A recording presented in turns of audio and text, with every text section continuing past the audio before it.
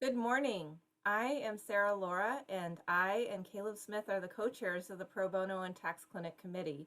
We welcome you to our presentation at the ABA Tax Section Midyear meeting.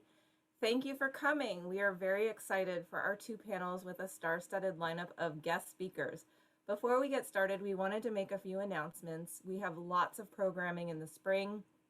We have fireside chats and webinars in addition to the May meeting. Stay tuned on the listserv for additional information. Also, we wanted to mention about National Settlement Month. Since May 2020, the IRS Office of Chief Counsel and low-income taxpayer clinics have used virtual settlement days events to resolve United States tax court cases for over 220 taxpayers. Now, Chief Counsel has chosen March 2021 as National Settlement Month. Virtual Settlement Day events will be held in every Chief Counsel office in the country. The nationwide event will serve taxpayers in all 50 states. These events are intended to assist unrepresented petitioners whose cases are docketed in the tax court by making available free legal assistance and focusing on resolving their tax court cases as early as possible and without a trial. Chief Counsel is dedicating National Settlement Month to the memory of Westbury, New York Associate Area Counsel Monica Koch. Tragically, Monica passed away on January 23, 2021. Monica served the IRS Office of Chief Counsel for over 33 years. LITCs can reach out to their local counsel offices about the event for their area. Pro bono volunteers can volunteer by contacting Meg Newman with the ABA at megan.newman@americanbar.org. You would consult with taxpayers with no expectation of continued representation. In addition to local events, volunteers are being matched to serve where there are gaps in service. For additional questions, please contact Chief Counsel Attorney Peter McCary at peter.t.mccary@irscounsel.treas.gov. Okay, now on to CLE. First, if you are seeking CLE or CPE credit, you must attend the entire session. Partial credit is not available. Do not leave the room during the session. Additionally, a participation verification code will be read and displayed near the end of the session. Please take down the code and click on the participation verification survey link that appears below the video and complete the survey by entering the code and feedback for panelists. Approximately 48 hours after the end of the entire conference, you will receive an email with a link to complete the certification process. Please follow the link and complete the affidavit for the entire conference, providing your bar information as requested. Once the completed form is submitted and your attendance has been verified, your certificate will be emailed to you. This session is being recorded. A recording of this session will be posted in this room within 24 hours of today's session. You may return here to review the recorded version of this session for 1 calendar month from the end of the conference, although no credit will be provided for viewing recorded programs. We encourage audience participation in today's program. If you have questions for the panelists, please submit them by selecting the Ask a Question button. Questions will be addressed, time permitting, at the end of each panel. A copy of this presentation and any supporting materials can be found at the bottom of this page under Session Content. Please. Now, I would like to turn the program over to one of the speakers of our first panel, Amy Spivey. Thank you, Sarah. Good morning. My name is Amy Spivey. I am a visiting assistant professor and director of the Low Income Taxpayer Clinic at UC Hastings. We're going to talk about incarcerated individuals, the economic impact payment for incarcerated individuals. Can we do the next slide, please, Terry? So I have with me Yaman Salahi, who's a partner at Leiff Cabraser in San Francisco, who brought this case, Scholl v. Mnuchin, back in August of last year. That's going to be primarily what we discuss today. Next slide. Okay, so in this presentation, we're going to hear an update about the class action lawsuit. We're going to discuss some systemic issues that have arisen since the court ordered that the economic impact payments be made to incarcerated or previously incarcerated individuals, and understand a process that eligible individuals can still receive the economic impact payment and how our community can help. Next slide. So briefly, as just a refresher, on May 6th of 2020, the IRS had updated their website with an FAQ basically saying, okay, incarcerated individuals and also persons who are deceased were not eligible for the economic impact payment, even though some individuals had already received their economic impact payment. They went into the computer system and put these flags on various accounts in order to prevent anyone who was incarcerated from receiving the economic impact payment. And so Yaman, you want to give us an update what's happened since then? So you filed the case, and then in October, there was a permanent injunction granted, correct? That's right, Amy.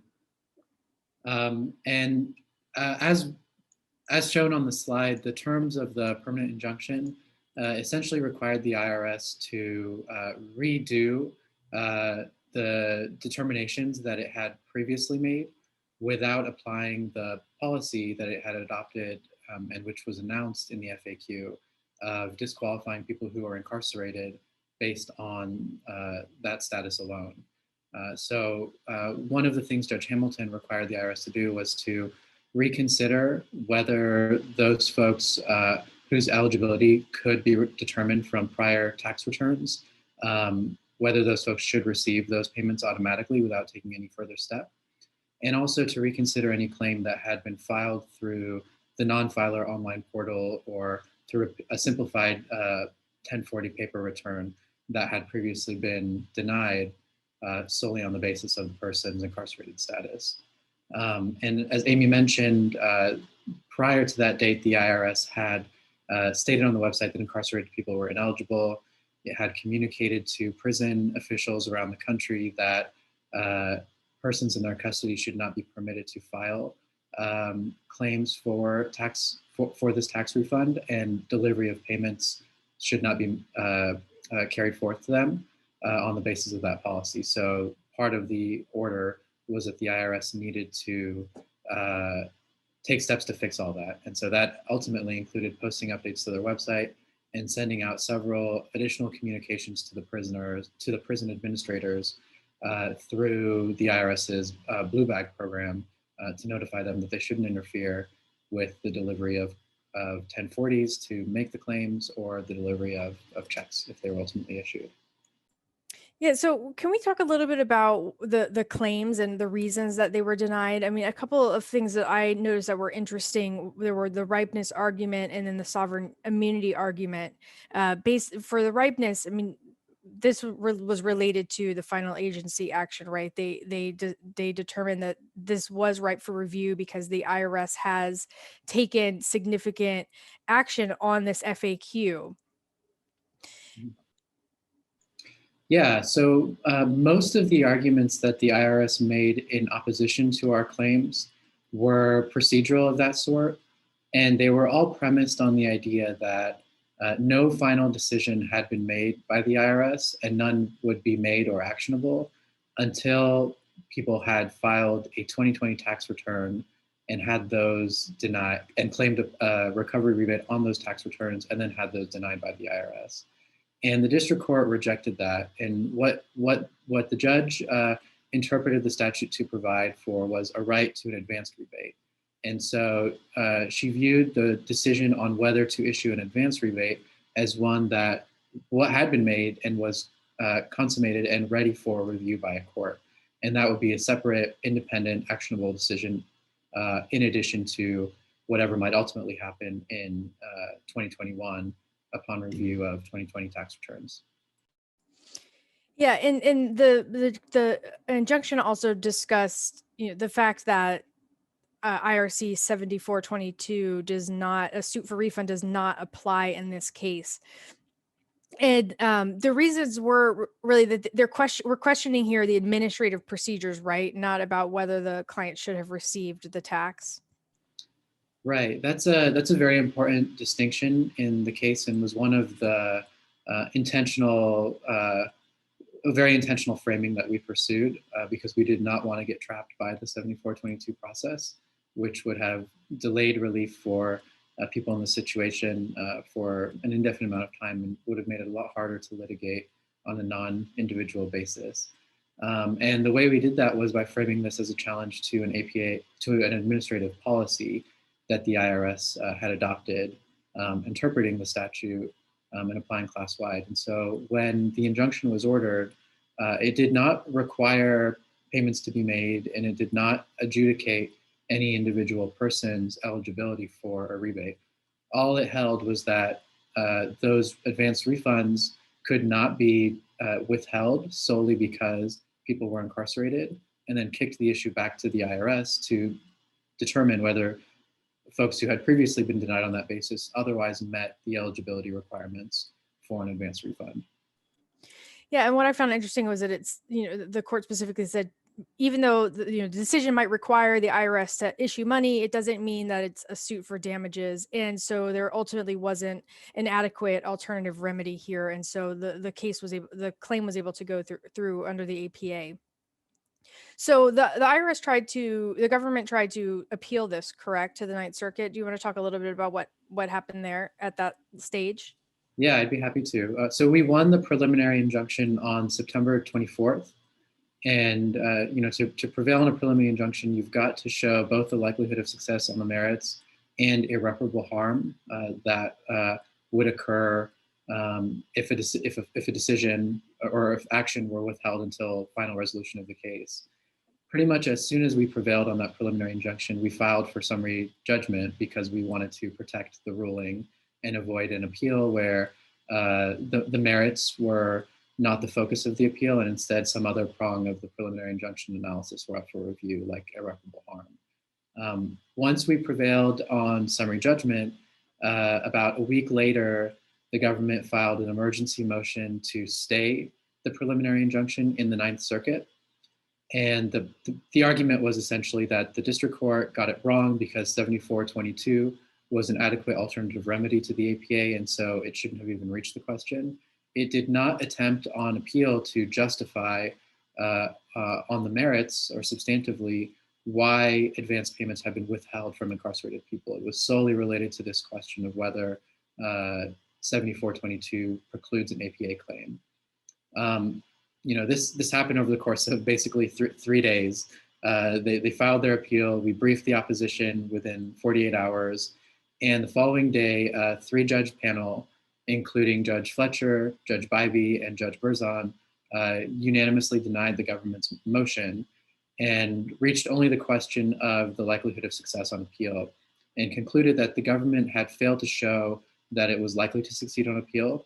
And it perceived correctly that our claim and the district court's order did nothing more than review an administrative action under the normal procedures of the APA, and did nothing more than follow and apply those procedures by sending the adjudication of individual claims back to the IRS.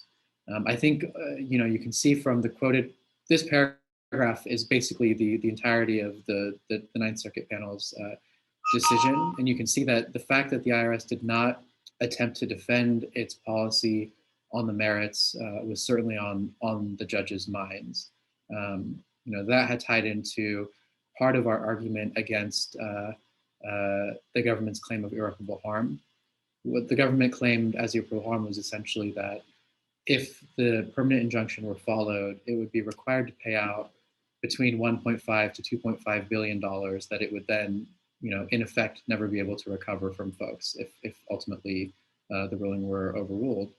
But because they only challenged the procedural aspect of the district court's ruling, whether the district court could even reach the question, and not whether incarcerated people were actually correctly excluded from payments, we argued that even if the government were to prevail, that wouldn't necessarily mean that the issuance of payments to incarcerated people had been erroneous or wrongful in the interim.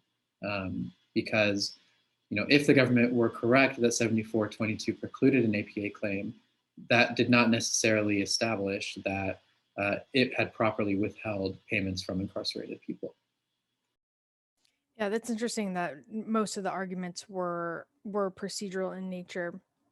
So let's go to the next slide and talk a little bit about how the injunction's been implemented. You want to take this slide here? Sure. So since the injunction was entered, Judge Hamilton has required the government to file a monthly status report, with the final one being filed shortly after the new year this year. And the status reports essentially kept track of how many new payments went out after the injunction. And one important factoid, I guess, because the public, I think, had been under the impression after one of the TICTA reports last summer that payments to incarcerated people at the outset of the refund program totaled about $100 million, and I think went out to about 40,000 people. What we found out in one of the status reports was that the IRS had actually sent out payments to about 950,000 incarcerated people before adopting this policy of excluding them. And it was actually a little bit more than that, but 950 were the folks who had been sent payments but had not returned them. So the effect of the injunction with respect to people who had already received payments was that they were no longer subject to the IRS's request that those payments be returned. And so that protected their entitlement to those payments, totaling probably $1.14 billion.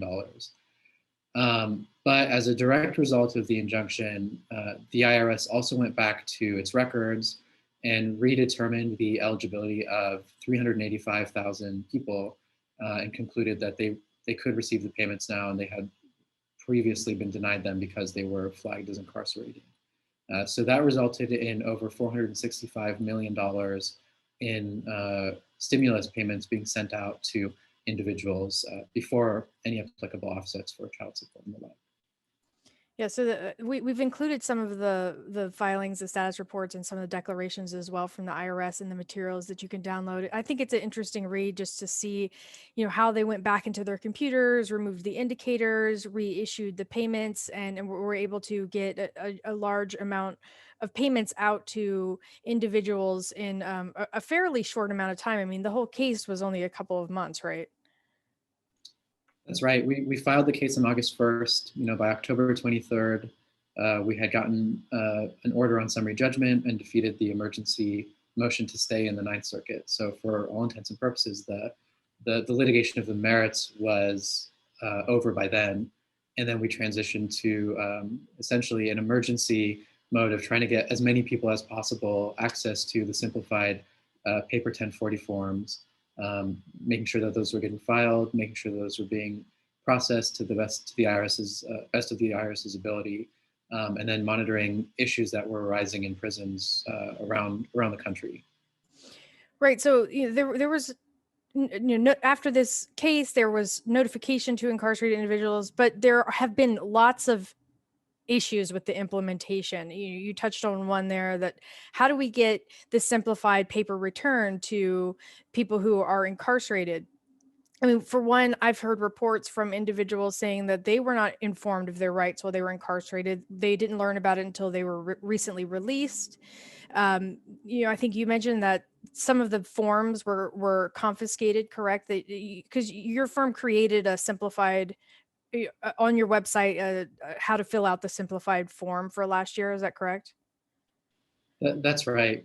Yeah, I mean, there were a tremendous number of challenges in making sure that those who now had the ability after the district court's ruling to request funds could actually get them in practice. Basically from I think it was May until this ruling, the IRS's public messaging and messaging to prisons was that incarcerated people were not eligible. And so prisons around the country were treating forms, people's attempts to file forms as being violations of prison policy. They were treating, just the 1040s themselves as contraband. And so there are people around the country who were disciplined sent to solitary confinement, receiving other types of punishment, because they were trying to exercise their right under the statute to obtain this stimulus, this relief. As you can imagine, there was a lot of inertia. So it wasn't as if on September 24th, we won the preliminary injunction, and then the next morning, prisons around the country were honoring that ruling. Many of them were sitting tight, waiting to hear from the IRS. Many of them saw that the IRS had lodged an appeal and didn't want to take any action until those appeals had been satisfied. So we actually had to move the district court to order the IRS to send notices out to prison officials. I think 3 at least went out after that, letting them know of the district court's ruling and letting them know that now people in their custody should be permitted to file claims and should be permitted to receive the stimulus checks when they were ultimately mailed. And we also were able to convince and persuade the court to order the IRS to send paper 1040 forms with the instructions for non-filers on how to complete them in a sufficient number for every prison around the country. And so, that's over 1 million there that were mailed out. The problem with that was that all of that did not occur until late October. And the deadline for folks to fill out and postmark their claims was set by the court as November 4th. So you're talking about a process where the mailings had to go out and then be processed and distributed by prisons that were already dealing with lockdowns and other COVID-related problems, and then mail collected and sent out in a matter of days. And I know we're going to talk in a moment about what happened to all those paper claims after they were actually mailed out, because not all of them were processed. But there were a ton of obstacles at the level of implementation. Yeah, and then there's also an issue with the non-filer tool. I mean, sort of in conjunction with this, the IRS gave an extension. Okay, we're going to keep the non-filer tool open a little bit longer, but people who are incarcerated didn't have access to computers to use the tool. People on or maybe they couldn't use the tool because there was an identity theft indicator. Maybe they had been claimed as a dependent. There was some reason why it was rejected. And a lot of people, they couldn't have loved ones use it because there was a little bit of mixed messaging about who can use this tool, who has to, there's a penalty of perjury sort of warning when you use the tool. And so I think there were a lot of issues around that.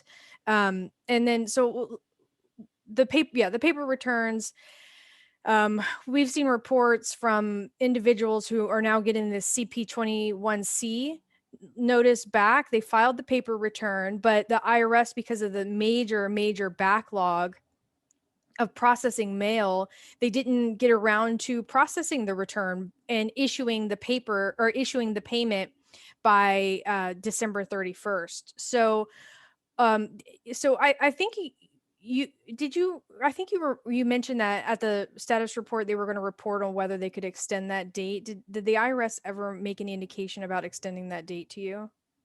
Yeah, I'll try to answer all of those. So in terms of extending the date, our understanding now is that the IRS's position is that they cannot, by statute, issue these advance refunds for the first round, December 31st, 2020, and for the second round, January 15th, 2021. So that's an issue that we are trying to take up in Congress to see if perhaps there's a legislative fix that would postpone the deadline for making these advance refunds into the 2021 calendar year, so that the unprocessed paper claims can be dealt with. And I think that's an issue that's not just one that affects incarcerated people, but anybody who fell into the non-filer bucket who filed a simplified paper return but didn't have it processed in time. And also, I have clients that were filed a regular return by paper. They had to file it by paper, maybe because there was they didn't have an IP pen, they didn't have access to their IP pen, so they couldn't e-file. And we mailed it out later in the year, and they still haven't gotten their refund. And now there's this new issue that's come to light about the Tax Relief Act of 2020, where once you file your 2020 return, that this can be offset. And I know the next the next panel is going to talk more in detail about this. But so, like you said, this isn't just a problem with people who are incarcerated. It's a problem for a lot of people. So let's go to the next slide, because there's still more lingering issues, and this is a big one. The prisons are intercepting the payments. So how did the incarcerated individuals actually receive the payments? I mean, some of them received checks, right? Others would receive bank deposits. Maybe there was a joint account that was with a spouse, maybe they married filing jointly. Can you talk a little bit about how they're receiving payments and how they're being intercepted here? Mhm. Yeah, and this is going to address at least one of the questions we've gotten to. How they receive the payments depends on how they completed the claim. So if they put in a bank account number, they could have gotten direct deposits into those accounts. But folks, I think, need to appreciate that there was a tremendous amount of concern amongst this population of avoiding any sort of false or accusation of fraud. So we had advised people not to list bank accounts that didn't belong to them on their applications, and also at the IRS, because the IRS would not give its blessing to having people's family members or friends help them from the outside file the online claims. Because folks in prison don't have access to the internet, they don't have computers, they're almost none of them have permission to use a computer to file an online claim. Paper claims are really the only way.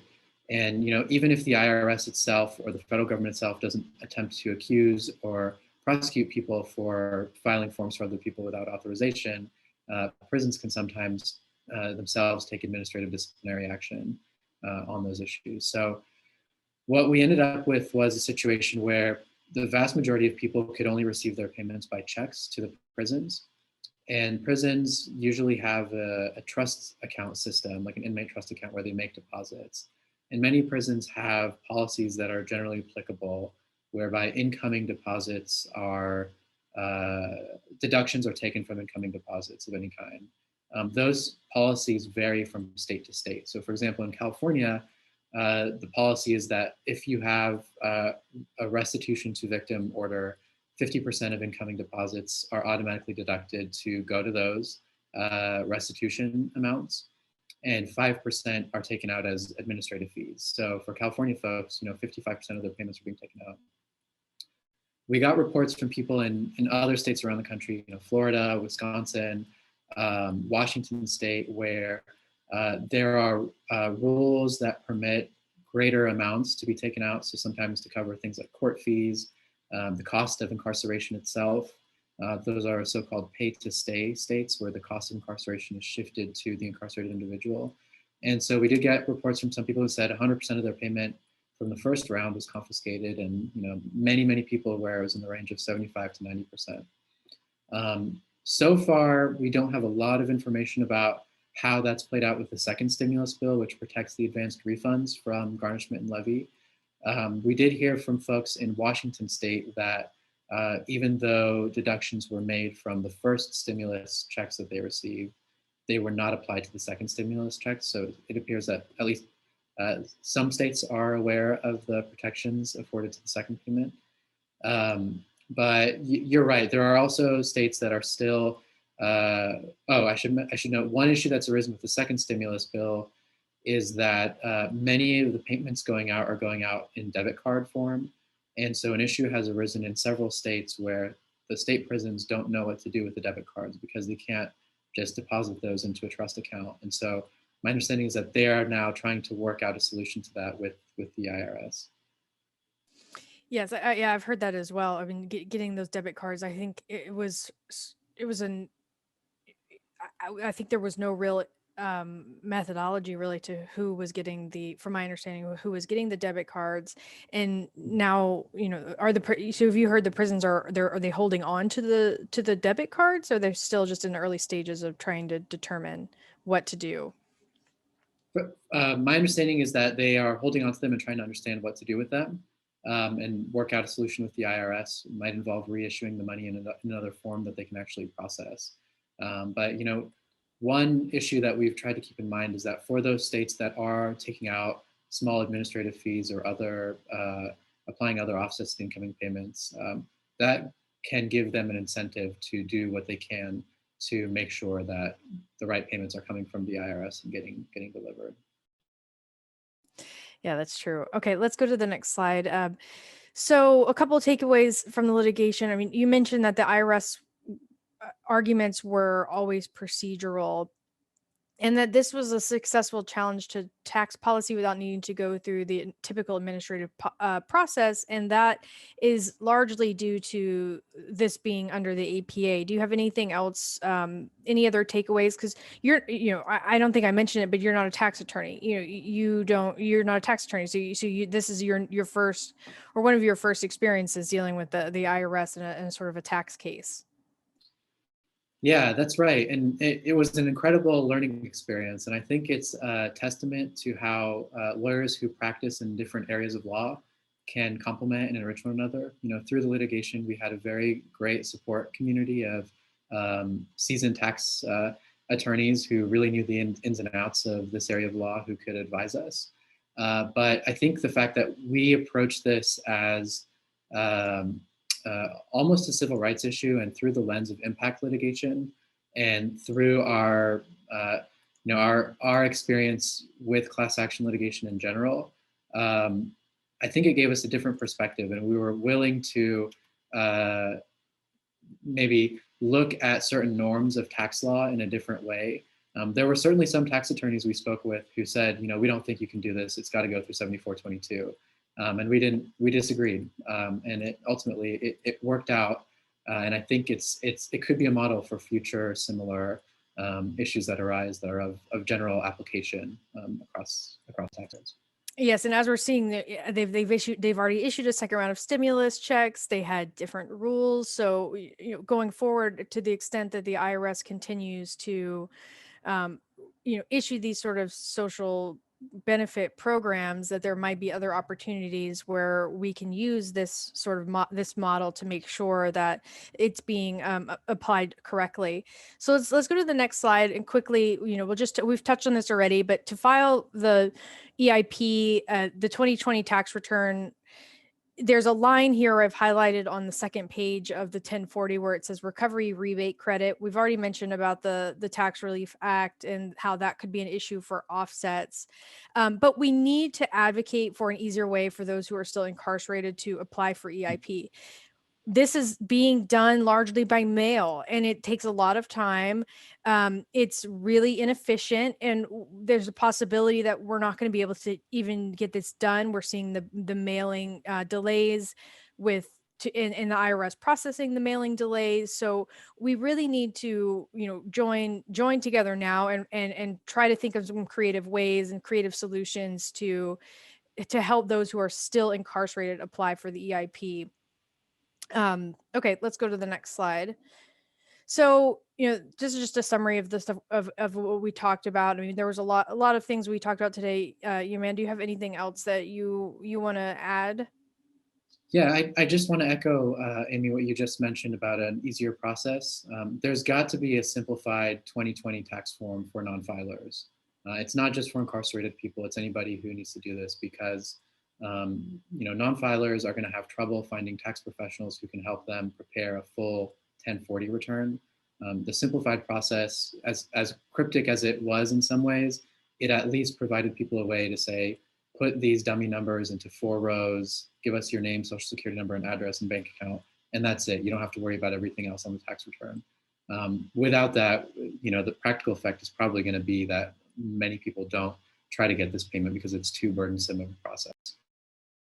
Right. And there was a lot of mixed messaging around this as well. And I still think the messaging is a little mixed about eligibility and how to apply, and now with the new offset. So, I think we've answered some questions here, but we've probably posed more questions that need to be worked on.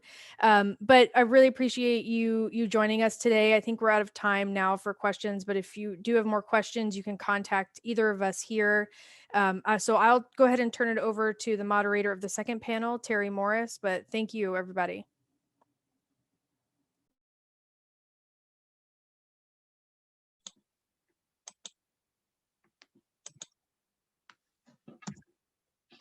Thank you, Amy. Hi, everyone. I'm Terry, and I'll be moderating our second panel, the National Taxpayer Advocate, EIP Issues, and What to Expect. And before we begin, I'd like to introduce our speakers. First, we have Erin Collins, the National Taxpayer Advocate. We have Dietra Grant. She is the Director of the Customer Account Services Organization within the IRS. Nancy Rosner, Senior Staff Attorney at the Community Tax Law Project in Richmond, Virginia, and also a current ABA Nolan Fellow. And Professor Caleb Smith, who is the Director of the Federal Tax Clinic at the University of Minnesota Law School. I will just run through the objectives of the panel today. We are going to be hearing from the National Taxpayer Advocate on her annual report to Congress. We're going to discuss potential filing season issues and understand the interplay of the EIP with the filing season. And then hopefully at the end, we will have ample time for questions. With that, I'll hand it over to Erin. Thank you, Terry. I really do want to thank the ABA and the Pro Bono Tax Clinic group for inviting us to speak. I'm always appreciative to talk about TAS, what we do. Very proud of our team. We do a great job in trying to help taxpayers, both on an individual basis, as well as try and resolve some of the big picture issues that face all taxpayers.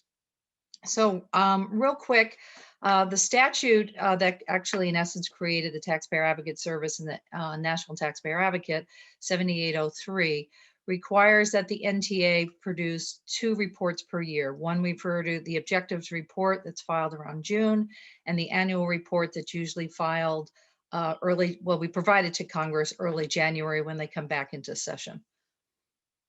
So next slide, Terry. So actually, before we get to the annual report, I just want to follow up for those of you who participated in the last panel. One of the questions that seems to be the hot topic is I think the concern that we all have on, the IRS's or Congress decision to change the sort of the rules. For those who received the EIP payment, for EIP 1, we refer to the ones that came out in the spring, early summer, and EIP 2, the ones that came out in early January. The law at that time was for the EIP 1, IRS could not do any offset for any federal or other debts with the exception of childcare. And EIP 2, the same thing, there was no offsets. But the law then said that if you didn't receive your payment as an advance payment in EIP 1 or EIP 2, you could then apply for it through the rebate refund credit on your 2020 return. Challenge is that Congress retroactively changed the rule with respect to offsets. So those individuals who should have received the payments in the earlier years, but for a variety of reasons were not able to, we're going to true it up in the 2020 return. Now, only to find out that a lot of those individuals that should have received it now have potential offsets. We just issued a blog on this today, a blog post on the TAS website. I know the ABA has commented on this, so I appreciate all your comments.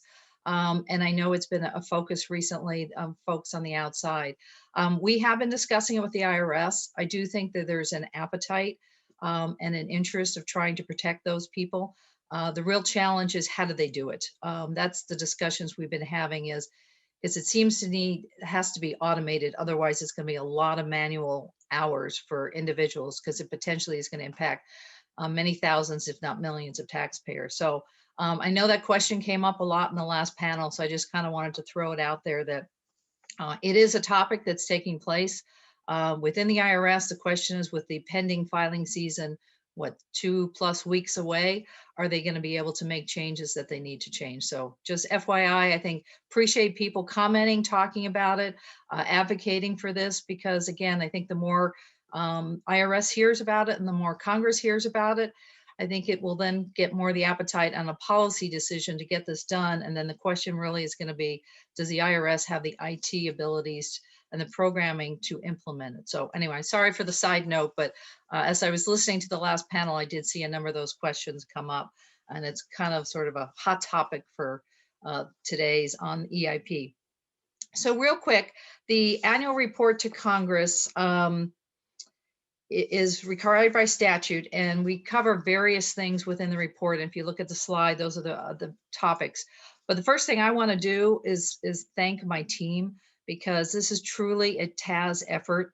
I have a great group of attorneys, analysts, research team, people that work and put a lot of time and effort into identifying issues as well as discussing it and working with the IRS. I also have to compliment the IRS in the sense of they do our fact checking for us, but more importantly, in order to make change, we need the IRS to do it. As I kind of kiddingly say that in our name, Taxpayer Advocate Service, we advocate for change. We do not have the delegated authority by Congress to implement the change. So we go to our counterparts. For example, I would go to Deitra's shop and say, you know, here's an issue that is impacting a taxpayer or a systemic issue, and here's our recommendation, and we want you to change X.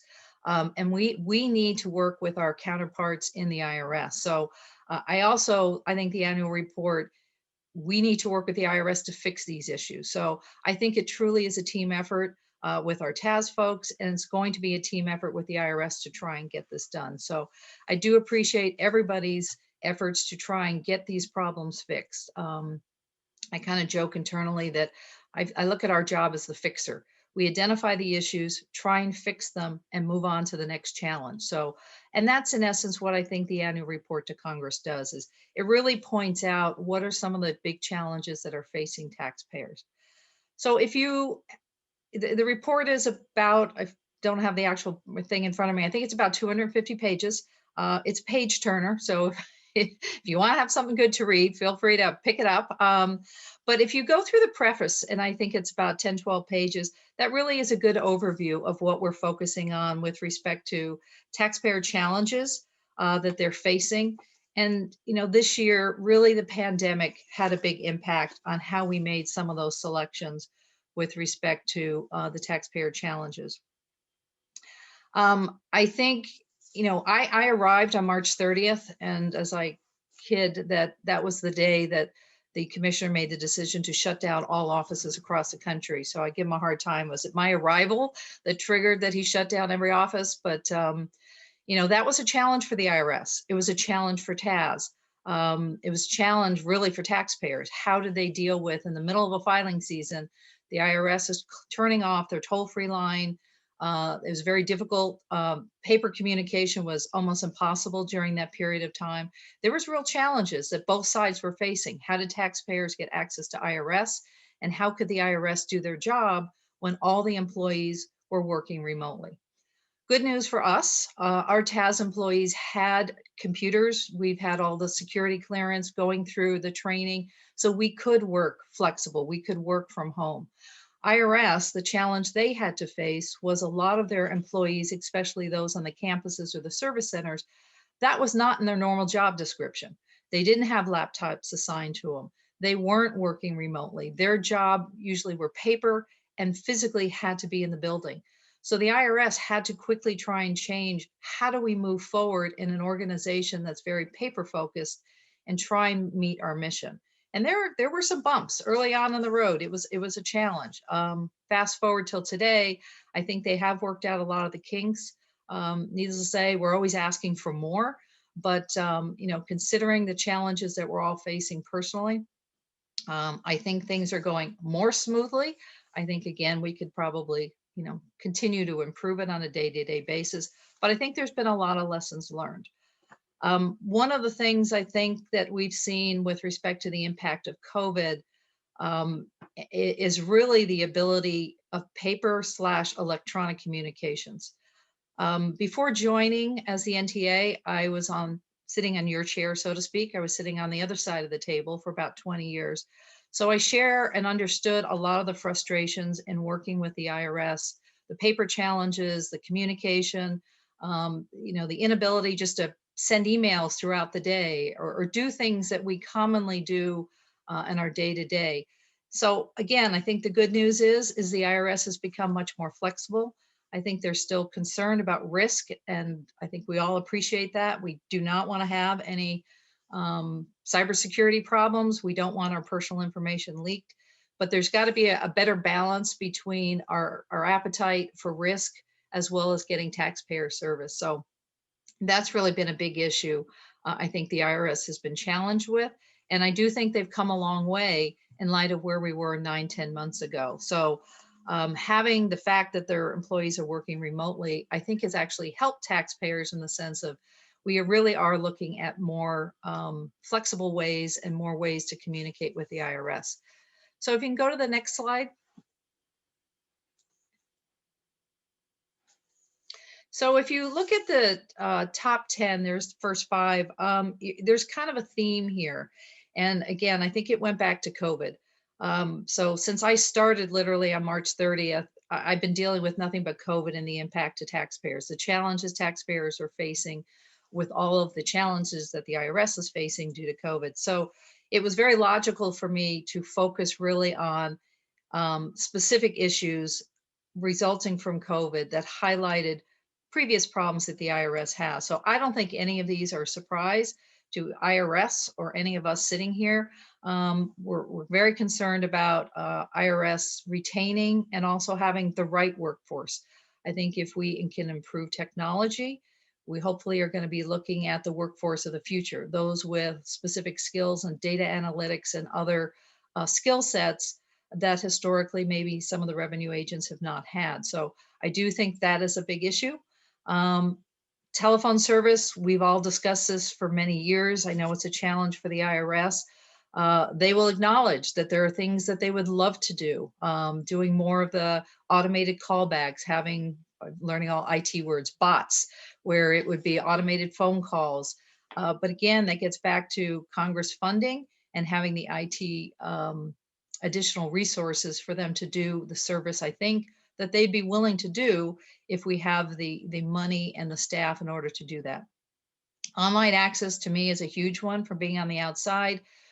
Just having the ability to go online, access tax returns, online communication, having copies of notices all in one place. There are a lot of things I think the IRS could, and again, I think there's an appetite for them to do it. It just gets down to funding and IT capability. So there's a lot of challenges there that we've been highlighting and focusing on and working with the IRS. And again, I think we've been getting a lot of positive feedback from the IRS, but I keep hearing the challenge of there's one bucket of money and I have X missions that I have to do. Where do I allocate the funds? So that is a challenge that the IRS is facing. And I'm glad I'm in my chair because I think those are difficult business decisions the IRS has to make that they do on a day-to-day basis. Real quick, because I want to make sure we have sufficient time to talk about some of the other things. Can we go to Terry, the next slide? So these are the other 5 that we included as well. Again, some of them are very IT related. The amended returns, refunds, delays. On the refund delays, we're focusing on those returns that are flagged early on that the IRS has for potential fraud. The challenge taxpayers face this year is usually if a return is flagged potential fraud, the IRS sends out written correspondence to have the taxpayer basically acknowledge that this was a true and correct return that they filed. Well, if you think back to March and April, IRS was not sending out notices. So taxpayers did not know why their refunds were being held up. The 800 lines were closed, so they weren't able to contact the IRS to find out what was going on. So there were some real challenges we had this year on some of those refunds that were being flagged. So that was an issue that we focused on as well. One of the other issues are the international penalties under Section 6038. A lot of those are systemically assessed.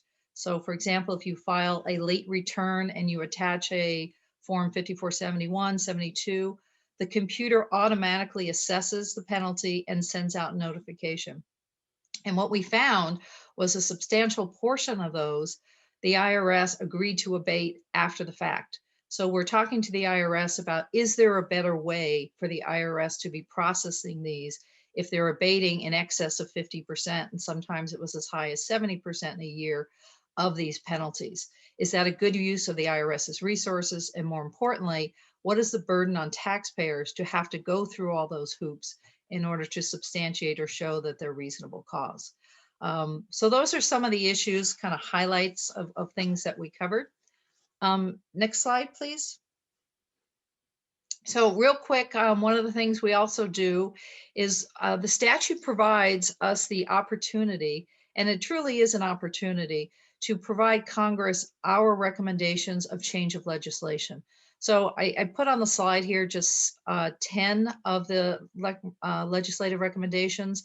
There are 66 that we have made, and one that may interest you all is the request that we remove the annual cap for the low-income tax clinics, because right now that the grants are that we are matching are at 100,000. We'd like to see, I'd like to see no cap, but needless to say that Congress is going to allocate certain funds. So the question is, what is appropriate? So we had made a recommendation that it be at least up to 150. I'd like to have it higher than that per year, and then have an annual increase after that. So that's one of the recommendations that we've had in there. We've also, again, focused on, and I think this has been an issue that's been discussed for a while, which is the minimum standards for return preparers. I don't think any of us want sort of our taxpayers going to what I would call the mom and pop shops that really aren't qualified, and they are preparing incorrect returns, because again, I think that harms taxpayers. So we really do want to make sure that we can find a way, and whether it's through regulation or others, that we protect taxpayers from falling into the situation where individuals unfortunately are taking advantage of them. So next slide, please. We also talked about, usually we have in our June report, we talk about the filing season. So this year, because the filing season was moved to July 17th or July 15th, we then included it in the annual report. So we go through discussions with respect to the filing season. So there's information in there if you'd like to know as well. So Terry, next slide. So one of the things I added this year, and I would like to continue focusing on, is I think a lot of people don't know what TAS does. I think most people understand TAS with respect to our local taxpayer advocates, where we advocate on a case-by-case basis. I think people are familiar of the annual report that's filed with Congress. But all the day-to-day work that our people do, and they're just tremendous at this, is working with the IRS and trying to find issues before they become issues. We work on the front end, trying to help the IRS with respect to forms and their internal manual provisions, notices, day to day, all the things that our TAS people do that really impact so many taxpayers. And in some cases, it's tens of millions of taxpayers.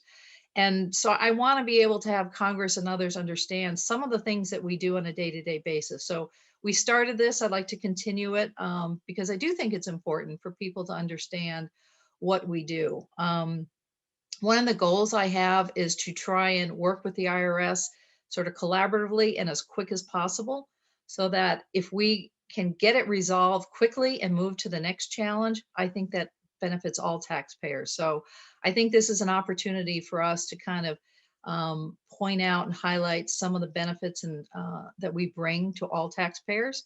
And at the same time, it gives me an opportunity to point out how great my people are. So it's sort of a way that I can thank them for the work that they do throughout the year. So that is a high level overview. I literally could talk about the report for hours, but we do have a lot of things we want to talk about. So I'm going to flip it over to Deatra, and maybe you can kick it off about the upcoming filing season. Great, thank you, Erin, and good morning, everyone. And as everyone said, my name is Deatra Grant. I am the director of our customer account services. I have responsibility of our phone operation as well as our processing centers. So, Erin mentioned some of the challenges that we had because of COVID, but I will tell you, we are ready to deliver the 2021 filing season. So the nation's tax season will start on February 12th. We will begin accepting and processing individual tax returns. And, we started a little later this year, but it really allowed us time to do some additional programming and testing of our systems following the December 27th tax law changes that provided for the second round of the EIP payments and other benefits. And just a reminder that under the PATH Act, the IRS cannot issue a refund involving the earned income tax credit or the additional child tax credit before mid-February. So we're anticipating the first week of March will be the time frame for issuing refunds for many EITC and ACTC taxpayers that file electronically with a direct deposit, and of course, if there's no issues with the returns. So the taxpayer's experience will be the same as if the filing season had opened late in January. So I just wanted to mention that, and that really has been the case for the last several years. And anyone looking to check their refund, it's usually 21 days since the filing, and we'll check for their refund. I do want to mention our phone operation. We have been very busy. We've seen an increased demand in our phone operation, including the PPS line, the Practitioner Priority Service line. But we have approximately 11,000 CSRs either working from home or in the office answering calls. So as I said, we're ready to take those calls, but we are seeing an increased demand. We currently have more than 75% of our taxpayer assistance centers open. And we are also piloting what we're calling our WebSD, Web Service Delivery, which will allow taxpayers to receive face-to-face service virtually. So very happy about that pilot for this upcoming year. And then I do want to mention in our processing centers, we have worked through the backlog of mail. So of course, our current focus is still getting those returns that are processed that are in our pipeline. But we are ready and poised for February 12th, the opening of filing season. So the next slide, please. So I just wanted to share a little bit about our economic impact payments. And I know we've heard quite a bit about that from the last panel. Aaron's also mentioned a little bit around our EIP payments. So the first one, which was enacted in March with the CARES Act, we delivered more than 60 million payments. All payments had to be paid by December 31st. And the second one, which was enacted with the COVID-related Tax Relief Act, was in December 27th. And all of those payments had to be paid by January 15th. Checks and debit cards for what we call EIP2 should reach the taxpayers by the end of the month. And then we also have about 5 million payments that are going out this week. They were initially going to temporary bank accounts, but we were able to work with industry to have those redirected. And most of the payments were redirected, but for those that were not able to be redirected, we are sending them out this week. And of course, I just want to remind everyone that the economic impact payment, it is an advance payment of the recovery rebate credit. And for those that did not get their EIP or did not receive the full amount, of course, the way to receive it is to claim it as a recovery rebate credit on your 2020 federal tax return. And I know Aaron mentioned briefly the offsets, and to say, yes, we are working and we are looking into that. So Aaron, thank you for all of the work and the recommendations that you have regarding the offsets. Next slide, please. And just want to briefly mention a couple of new tools. We had the non-filer tool that of course allowed non-filers the opportunity to come in and provide basic information so that they could receive the advanced payments. And we actually had 8 million taxpayers that took advantage of that. We also had the Get My Payment tool, which also provided individuals the opportunity to get the status of their EIP payments and also to provide bank account information. And we had 14 million individuals that took advantage of that. I did hear from the first panel the suggestion on having a simplified 2020 return for filers that don't have access to the tools that were available or access to the internet for free filing, electronic filing. And that's something that I will take back and look at if we can come up with a process to offer a simplified paper return to be filed. Next slide, please. So, once we completed the delivery of the EIP 1 payments, we did shift our focus to making sure that everyone who was eligible did receive a payment. And we recognize that there were some eligible individuals did not receive a payment for various reasons. And I've listed, a few of them on the screen, and, for the sake of time, I won't go through those. Of course, we heard about the incarcerated individuals in the panel session prior to this one. And I did mention that we were able to redirect payments for those that were going to the temporary account and were able to reissue them, which they should be arriving this week. Also wanted to just mention that we are receiving calls from individuals asking about the eligibility for EIP payments as well. And of course, we have some taxpayers that were being claimed as a dependent on another person's return, whether they were aware of it or not. That were not eligible for the payments. Of course, with the AGI phase out, we had some individuals that were not eligible for the payment. And then we also had some individuals where they had a Social Security number that was not valid for working purposes that were also not eligible for the payment. And then also wanted to mention that we did have some direct deposits that were rejected and resulted in the issuance of a paper check as well that may have caused a delay. But we are receiving a lot of calls for individuals asking and looking for EIP payments. Next slide, please. The recovery rebate credit. So for those individuals who did not receive their advance payment or did not receive the full amount of their advance payment, we do have the recovery rebate credit on the 2020 return, which will allow them to get their payment. We mentioned that in the earlier session. You must file a Form 1040 or a Form 1040 SR to claim the recovery rebate credit. It is claimed on line 30 of your Form 1040. There are instructions for the Form 1040 that will give you a worksheet in claiming the recovery rebate credit. And we're asking that you use that worksheet in order to claim the credit.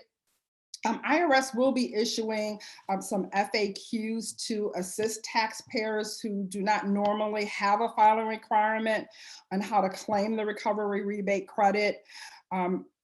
If you don't know the amount of your EIP payments that were received, we're launching a new page on IRS online account that will provide the amount of your payments. If you remember, the Get My Payment tool will tell you if your EIP payment was issued and by the means that it was issued, but it won't give you the amount of the payment. So the online account tool will give you the amount of your EIP payments. And if you are a joint filer, we would assume that each taxpayer received half. If the amount of the recovery rebate credit reported is incorrect, the IRS will take steps to correct the recovery rebate credit, and we will issue you a notice explaining the reason of the change.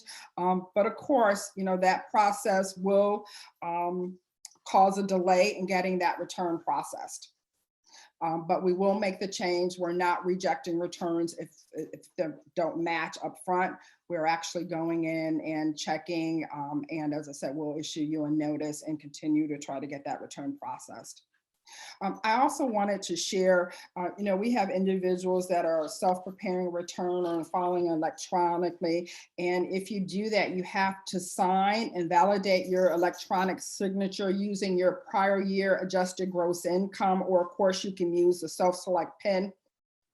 So for those individuals that use the non-filer tool in 2019 to register for the economic impact payment, you should enter $1 as your prior year AGI for verification. And of course, if you didn't use the non-filer tool and you didn't file a return, that amount would be $0. And of course, if you did, you'd use your AGI. But for those that use the non-filer tool, the amount to verify your AGI would be $1. Right, next slide, please. And I also wanted to provide some helpful tips for the earned income tax credit. Taxpayers can use the prior year income to claim the earned income tax credit. And of course, the prior year income computation, it's not a new process for the service. We'd utilize this calculation in prior years for certain situations such as disaster area declarations. This computation will give the taxpayer an additional option or opportunity to calculate the earned income tax credit. So when you're preparing your Form 1040 or your 1040 SR, you should compute it using both methods to determine which is most advantageous. If the taxpayer's earned income in 2019 is higher than their earned income in 2020, definitely take a look at that. But remember, sometimes the higher income means the less credit. So you really do need to run that computation to see which one is most advantageous. And if you are claiming the prior year income for EITC, on your tax return, next to the dotted portion of left of the line 27, let me repeat that. You should indicate the literal PYEI on the dotted portion to the line 27 toward the left of the return. So it's the dotted portion to the left of line 27. You will indicate PYEI along with the amount of the prior year income. And of course, the EITC amount would be entered on line 27. And that process would apply to both your paper and your electronic return. And if you are claiming the prior year, we will, of course, manually have to verify that. So that might cause a short delay in processing that return as well. And Publication 596, as well as the 1040 instructions, does provide additional information around using the prior year income to claim EITC. And also want to mention that unemployment compensation is not earned income for the purposes of calculating EITC and the advanced child tax credit, but yet unemployment compensation is taxable income. But it is not considered for the calculation of the EITC and ACTC. Also want to mention EITC Awareness Day is January 29th. That is tomorrow, and would love your support and help to spread awareness on the various tax credits that millions of working families may be eligible for. So that is our EITC Awareness Day, and we're celebrating that tomorrow on the 29th.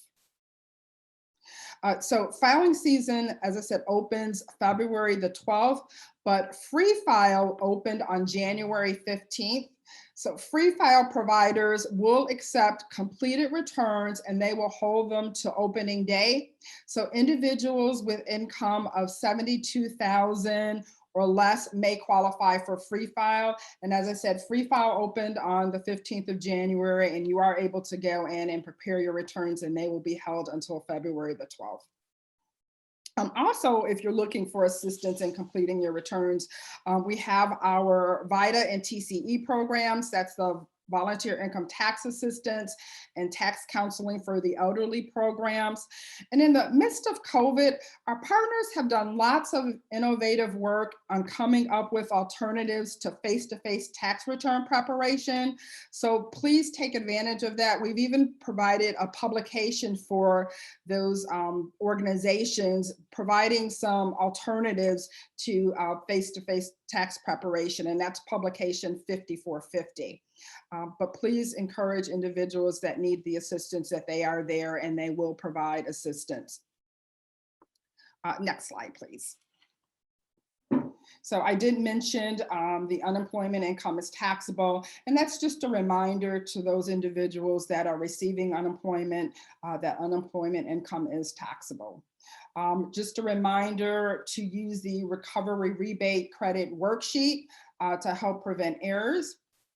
And let me end with asking your help in getting returns processed as quickly as possible this year.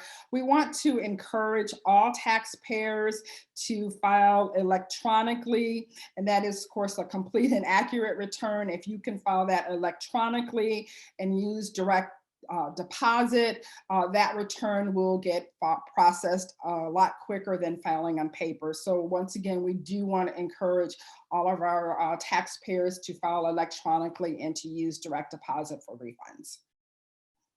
And with that, I'm going to thank you, and I'm quite sure I'll address any of your questions during our question and answer period. So thank you. Great, thank you, Dietra, and good morning, everyone. My name is Nancy Rosner. I'm an attorney with the Community Tax Law Project. We are a low-income taxpayer clinic located in Richmond, Virginia. And today I'm going to talk about, just briefly, some EIP troubleshooting in the filing season. We've got some potential issues such as misdirected direct deposits, EIP in the context of domestic violence, identity theft, taxpayers improperly claimed as dependents, and then also just briefly claiming the recovery rebate credit for 2020 and what to do as far as math error adjustments. So starting with misdirected deposits, you'll find that in section 6402 of the code. And basically a refund made by the secretary by electronic funds transfer was not transferred to the account of the taxpayer. So that's how a misdirected direct deposit refund is defined. And basically section 1407 of the Taxpayer First Act requires the IRS to establish procedures to assist taxpayers when a direct deposit refund was not transferred to the taxpayer's bank account. So, I think we can kind of translate this to issuance of the EIP and some of the issues that we may see there. So basically the IRS's stance is if it's an issue of the taxpayer, meaning the taxpayer may be transposed, bank account numbers didn't list it properly, the IRS will try to refund the taxpayer whatever may have been recovered by the IRS. But otherwise, if something's not recoverable, the taxpayer may not be refunded. If it's a problem, like an error of the IRS, in that situation, then the taxpayer should be made whole. So you may have heard of some examples of tax preparer, like such as H&R Block, TurboTax, Jackson Hewitt, where when the second round of the stimulus payments went out, many of them were deposited into the temporary accounts of the preparers. And taxpayers sort of learned of this by using the Get My Payment tool and seeing, okay, my stimulus was issued, but it was issued into an account that I don't recognize. So the IRS worked with some of their tax partners and these other tax preparer firms to try to get the payments out to the taxpayers, to the right taxpayers and to the right accounts. There may be some outstanding issues though, so that's definitely something that we may experience at clinics or as other representatives, and something to take note of, that it is possible to get those refunded directly to the taxpayers. So moving on to a topic that I'm particularly passionate about, EIP in the context of domestic violence. Representatives and taxpayers all over the country have reported situations in which the EIP was issued based on a jointly filed return, and the EIP was issued to the primary filer, often the abuser in domestic violence situations, and the abuser refused to release the portion of the EIP belonging to the victim under the CARES Act. So at the current time, the IRS position is that if one spouse misappropriated the other spouse's EIP, it's a civil dispute between those joint filers. And it's pretty much the same position that the IRS takes with refunds, that it becomes a civil matter. But advocates are still strongly advocating for victims of domestic violence that may not have other options like pursuing civil disputes in court, due to safety concerns or retaliation concerns. So the IRS did update the IRM, and here we have basically a method to try to get some relief for some of these victims, where if the return on which the EIP was based is determined to be invalid, then the IRS will consider reissuing the stimulus payment to the victim. So the key here, though, is proving that the return was invalid. And so some of the things that the IRS will look at, if the return was signed under duress, if there was forgery involved, or perhaps maybe they weren't even married to begin with, so it really wasn't even a valid joint return to begin with. So we've got some resources there as far as establishing duress or forgery. Basically, as far as duress is concerned, if the taxpayer is unable to resist signing the return or filing the joint return, and they wouldn't have signed otherwise or filed otherwise jointly, that would be considered duress. And there are some tax court cases on that topic: Brown v. Commissioner from 1968, Stanley v. Commissioner from 1983. And then as far as forgery is concerned, when a spouse establishes that his or her signature on a joint return was forged, and the key here, there is no tacit consent, then the joint election is invalid. So really, as far as advocates and practitioners advocating for your clients, the key there is really going to be establishing that there was no tacit consent. So that IRM section cited there discusses some of the factors, which may look at things like, did both spouses provide, tax preparation information? So if you're alleging it's an invalid return, but yet you handed over your W-2s, you may have a challenge there trying to argue that the return was invalid. Okay, so moving on to identity theft and improper dependent claims. Basically, that's defined in the EIP context, where someone may have filed a tax return or used the online portal to claim the refund belonging to another person or their EIP. So in that situation, it's much the same advice as general identity theft as far as the IRS is concerned. You can file the form 14039, which is the identity theft affidavit, or you can also report it to the IRS online with a similar form, and it additionally reports it to the Federal Trade Commission. You can also file it by paper and attach it to your return for the year in question. So if you're arguing you didn't file a return for that year, you can actually attach the identity theft waiver or identity theft affidavit to the return. I did mention here that regular processing time is 120 to 180 days. So that's regular processing time. So, I think we can imagine that things might be a little delayed still, as we're, still trying to work through COVID and all the complications that has caused. As far as payment traces go, there is a way to try to trace where your payment went. So you have some resources there as far as calling and reporting it or completing Form 3911. And basically, the Bureau of Fiscal Service will look into your claim and send you a package that if there was a check that was cashed, they'll send you an image of the cashed check, and they provide you with instructions on what to do next. And then just some tips on filing Form 3911 if you are trying to trace a payment.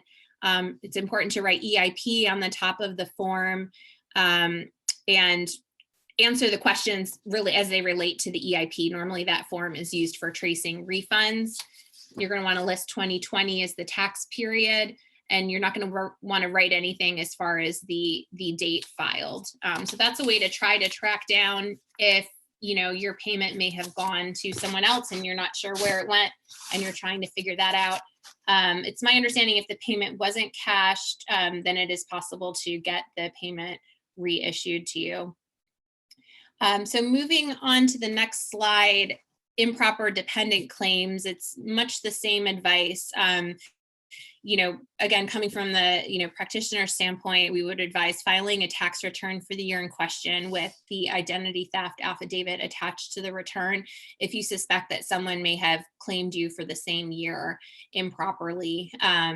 We've seen this come up a few times, and I think we'll probably see it even more as payments continue to roll out.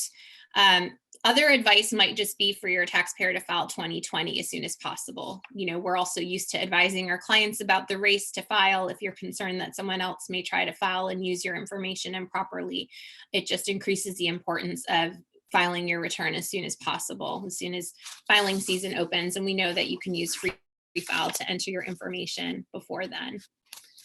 Okay, so last topic here, claiming the recovery rebate credit for 2020. So we've already talked a little bit about how only the advanced EIPs are going to be protected from offset. So if you didn't receive all of your EIP and you're claiming it as the recovery rebate credit on your tax return, that could be subject to offset to all the usual players. If you owe federal tax debt or you owe other federal agencies, then the refund could be offset even if part of it is composed of the recovery rebate credit.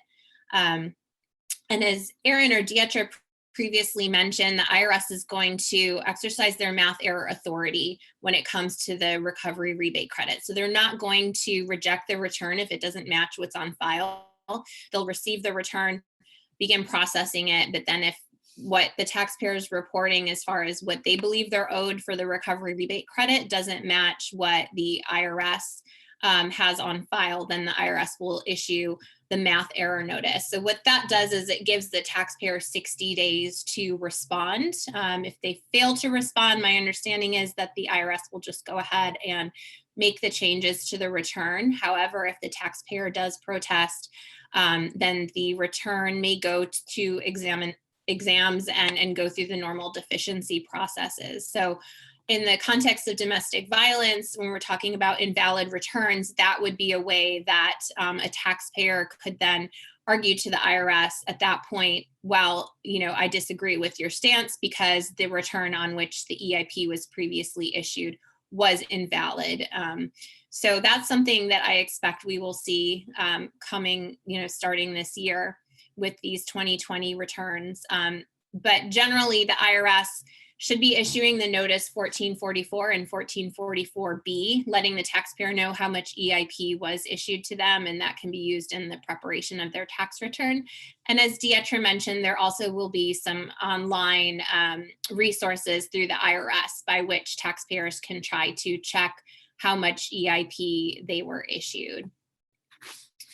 And then there were just a couple notes there that I got from the IRS FAQs. They won't be reissuing the second stimulus. If for some reason it was returned to the IRS, for example, that will be needed. They will need to claim that on the 2020 return. And I'm not sure as far as recent executive orders, if that last bullet will change. Last I checked, the non-filer tool was not going to be available for taxpayers with no filing requirement for the coming filing season. So lastly, I just wanted to show a quick sample of a math error notice. If you're not familiar, it lays out, in small type what the options are as far as IRS challenging or questioning what was claimed on the return with regard to the recovery rebate credit. So thank you so much. I know that was quick, but definitely wanted to touch on some of these important issues. And with that, I will turn it over to Caleb Smith. Thank you. Thanks, Nancy. I'm going to be extremely brief because I want to make sure that we have time for questions for Dietra and Aaron Collins, National Taxpayer Advocate, and anything else. So if you have still questions about the annual review, annual report, filing season things you're seeing, feel free to put those in. I'm going to talk very high level for probably 3 or 4 minutes, and feel free to put your questions, now while you can. I'm not a government speaker, so I don't normally have to start with these disclaimers, but I want to emphasize that everything that I'm going to talk about briefly are my thoughts on a subject that I have seen in the community, in the tax practitioner community, and in conversations with other practitioners and other professors. What I think to be a simple answer that is maybe not getting at the essence of what the statute actually says. So the question I want to talk about a little bit further and just have people think about much more, getting away from the simple answer is, okay, we've talked a lot about people who should have received EIP. What about those who shouldn't have but did? What happens with them? What are the collection options? What do they have to worry about? And to me, the easy answer I've seen circulating in the community has been, you don't have to worry at all. If you received EIP, but you were not supposed to, good news, you just reduce the amount of EIP you shouldn't have received on your 2020 return to 0, but 6428E1, not below 0. So it's kind of like a free pass. I received $1,200, not me personally. Some individual received $1,200 of EIP in May, when they clearly shouldn't have for any number of reasons. And actually, this is pretty timely. There was a tax notes article yesterday about how more than $246 million in EIP went out to households earning more than $200,000. So maybe some of them were eligible, maybe there were just mistakes by the IRS. There's any number of reasons people could receive it when they shouldn't. And the common answer has been, well, you kind of have a freebie. If you're a good person, you send the money back to the IRS, but you don't really have to. The IRS can't collect on you.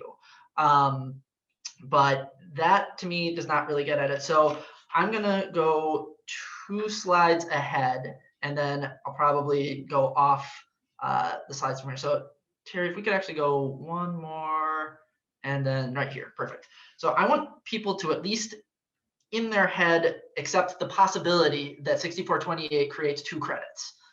In my opinion, it does create 2 credits because it's got 2 different it looks at eligibility for 2 different tax years. It uses language that's completely different for one, the EIP, than it does for the other, which I'm going to call the recovery rebate credit. The EIP, the advanced payment, your eligibility is based on 2019 or 2018. It's not this preliminary, we're just going to send it out on there. It says you're an eligible individual for that tax year. That's what it's looking at. That's how the statute is written. Also, and this is a little wonky, so I don't want to spend too much time on it, it doesn't say you get a credit for that year. It says you are treated as if you made a payment for that year.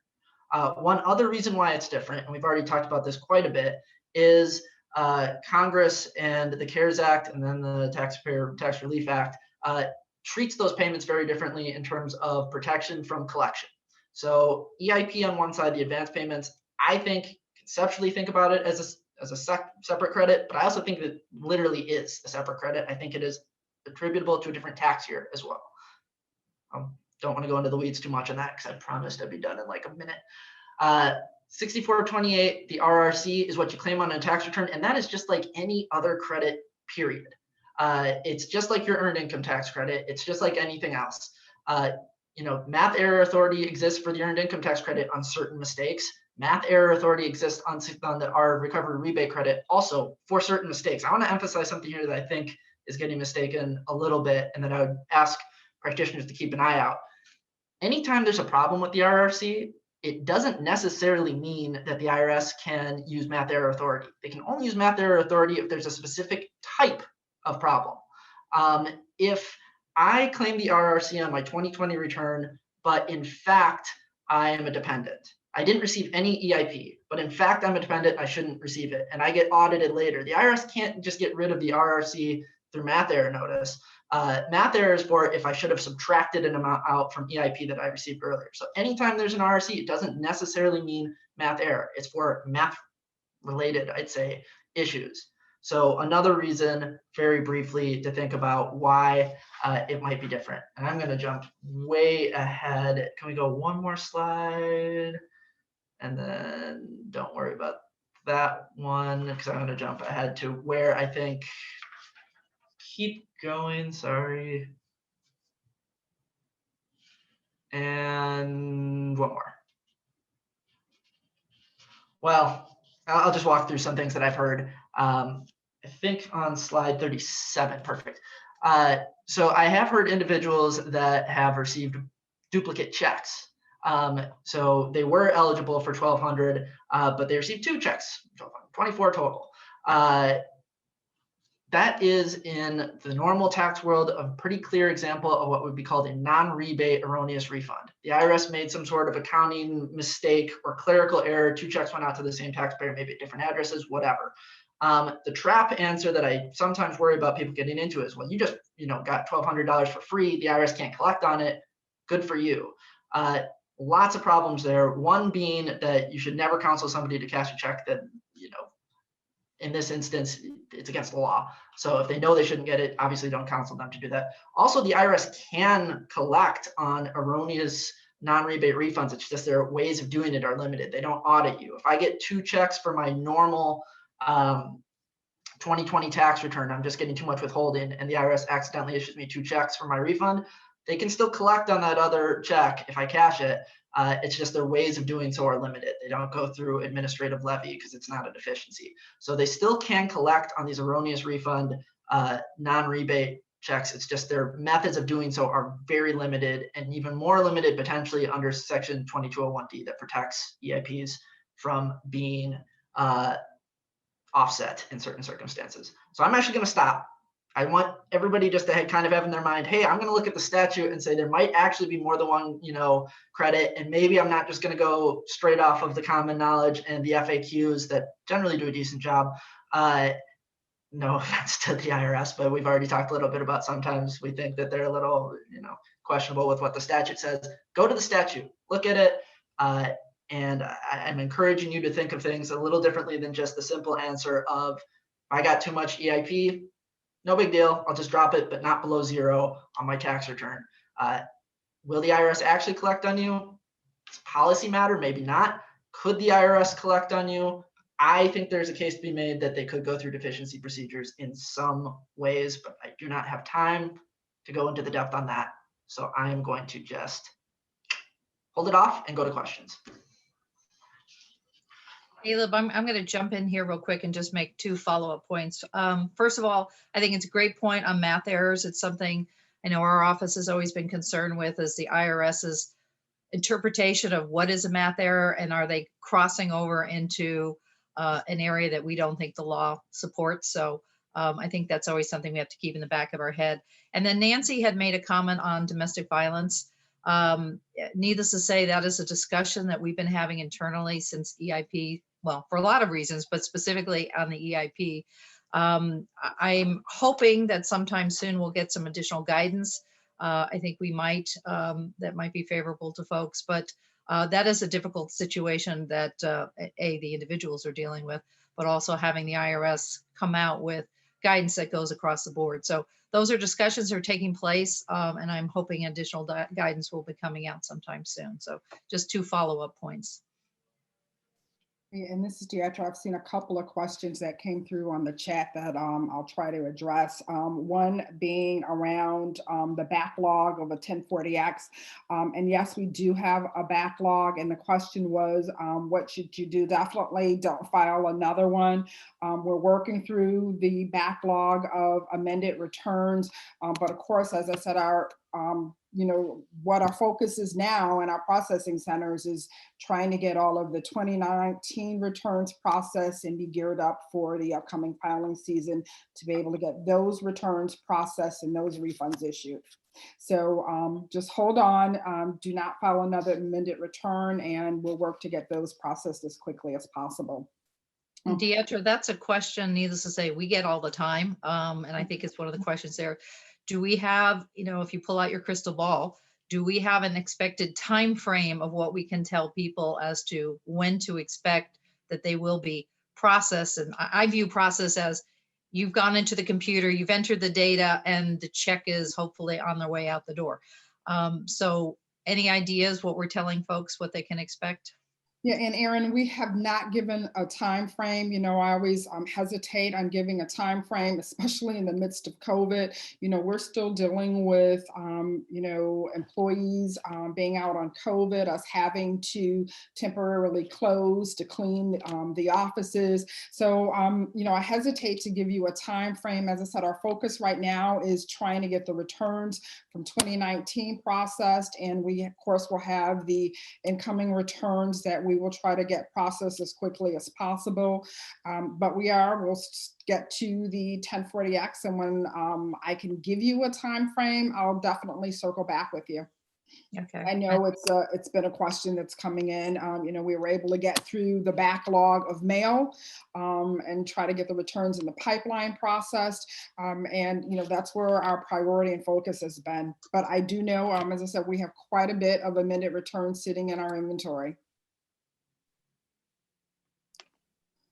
There was another question that came in reference to EIP 2 and not having a 2019 return on file. And if there was not a 2019 return on file, we wouldn't have issued the EIP 2 because the legislation required that we looked at a 2019 return. I thought there was also questions on math error notices, and, you know, quite a few notices, you know, it could be CP 10, 11 to 12, various notices regarding the recovery rebate credit. So, you know, there's a slew of them, so not one particular notice. And I think they answered. Oh, Dietra, I was just going to say, it sounds like the important thing there is just to make sure that you're reading through those notices, especially the fine print, because, you know, that could be giving you the 60 days to challenge, you know, the math error corrections that the IRS is issuing. Thank you, Nancy. Then I believe someone did answer the question regarding the repayment.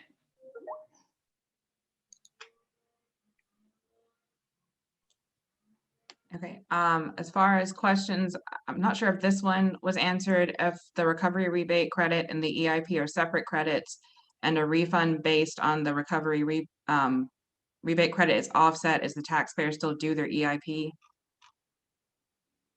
So I'm going to quickly, no, I'm not the authority because I'm not the IRS, but quickly try to respond to this one, and then I think we have to wrap up. The EIP is by statute time limited. So if you didn't get it and there wasn't an issue of the check just never went to you, it's not going to be a matter of, well, now I can go get it when I didn't receive my RRC in 2020. You can't go back to 2019. Nobody on earth filed a claim for an EIP because you literally can't. The IRS issued them out based on 2019 returns. That's not a credit that you actually claim. But it's not going to be something where, oh, they took my RRC on my 2020, but now I'm going to try to get my EIP. That's not really how it works. What you might want to do conceptually is, if you were supposed to get an EIP, but you didn't, the check went out, but it went to your abusive spouse or whatever, you might want to argue that I'm still eligible for the EIP. It's just getting directed differently, and I am now claiming my EIP. It's just because a new one can't be issued after December 31st, 2020. But I have to kind of pause it at that because we are out of time. And I do want to, you know, remind everybody here to, you know, get their CLE credit. You'll need the verification code here, TXMID26. Click on the participation verification survey link below the video. Complete the survey, entering the code and feedback for panelists.